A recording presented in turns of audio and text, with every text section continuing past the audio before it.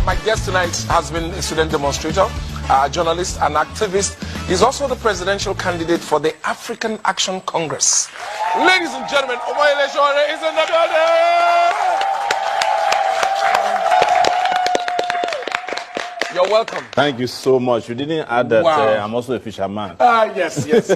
You can always add that. Yes. At least they've heard you now. Yes. Good to have you here. Thank you. Yeah, you once said that you don't want to join, you don't want to pollute your ideology by joining the coalition or third force. What is your ideology? Ideology is very welfareistic. That is, I'm for the welfare, total welfare of the Nigerian people. Because for 58 years, they borrow ideology from other people. There was a time we were trying to mix socialism with communism.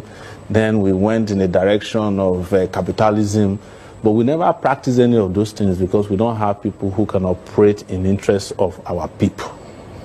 Okay. So to now go and join coalition when I already have a coalition of the oppressed in our political party, the coalition of the unemployed, coalition of the abandoned, the coalition of people who have been cheated.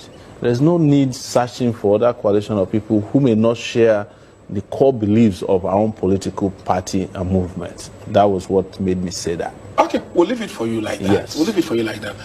Coincidentally, the 16th of February, which is the election date, is also your birthday. That's right. So, are we celebrating at the polling booths or are we going to celebrate somewhere else? That's the party yet. Is that this time around, the celebration will be different. Okay. I'll be taking gifts in form of electoral votes across the country. That makes sense. Yes, you don't have to go to the store. You just have to bring your PVC. That's all. So, whatever goodwill that you have, that they have for you, yes, let it be in the form of the vote. They should come with the goods and also the will. Now, you said that for a reason. Yes. You said that you separated the good from the will for a reason. Yes. Because we know that everybody who goes into politics says they claim that they have goodwill. Will, yes. But when they get into office, what happens? There is only the good left. There's no will to do good. Wow. That's the problem. That's the problem. Yes. Okay. What makes Sowore different from every other presidential aspirant? What makes you different? I'll go back to the issue of will. Okay. That of all the presidential aspirants over the years, 30 years in my own is the case, I've demonstrated strong will to do what is right. Starting from the University of Lagos when I was a student union activist. After I left there, I went and became a journalist. After, with journalism, I was also a university lecturer, part-time lecturer in the US for 8 years. And I have been in front of every demonstration that has forced anybody to do good in this country, starting from driving the military out of office. When they brought Totam, now we demonstrated against them. When the Yaradua Kabal started, we're the ones who demonstrated against it. 2012, we did demonstration against the subsidy scams that was going on in the country. Demonstration in support of free and fair election. It has always been like that. That's why I say, we need somebody that has verifiable records, history, integrity, character. So track record of activism. Yes. Should it be a criteria? No, it's more than activism, but there's also a track record of being a teacher. Okay. There's also a track record of being a journalist, even though I wasn't trained as a journalist. There's a track record of being an entrepreneur. I started a media company from nothing, and it became a global media platform in Sahara Reporters. I don't want to make that one begin fair. People get into office and will begin to... They promise change, and after a while, you begin to see change in the promise. Are we sure that if you become president, we won't be hearing things like, we met it like that, it is the way it's done, the cabal is responsible, that is how we met it? No, first I want to correct the impression and the use of word if. I want you to change it to when. Okay, when. So, no, it won't be like that because most of the leaders we have had in the past, they don't prepare in reality for office.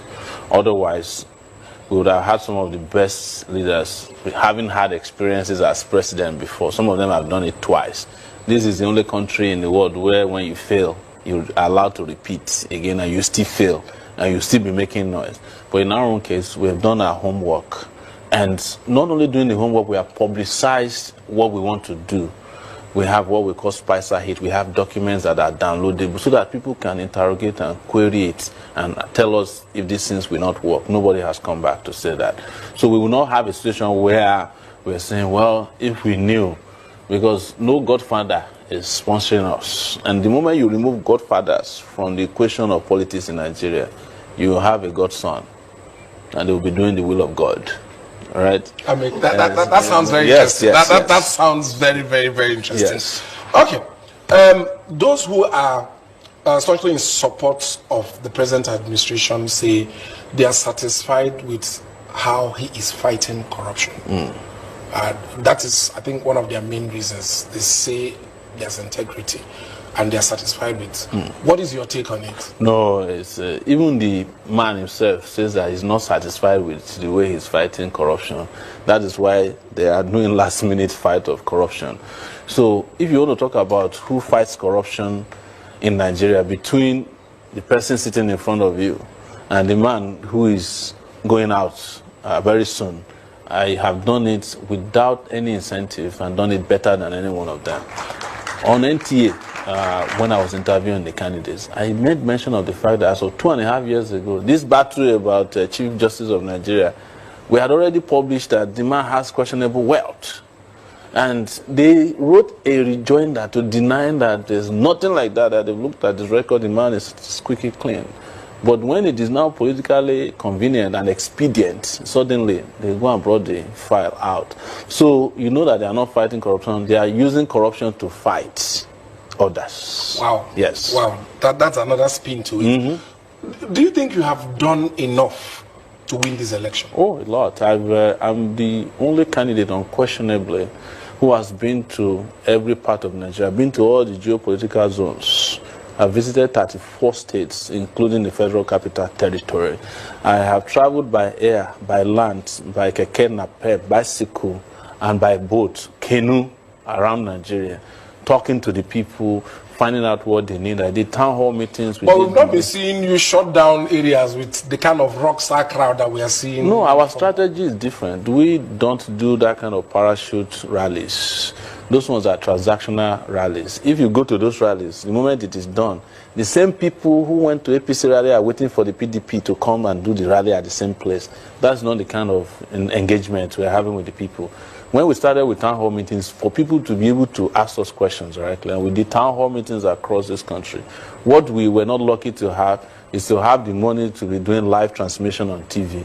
But that is not what is going to win the election. People can see beyond all those tricks by now.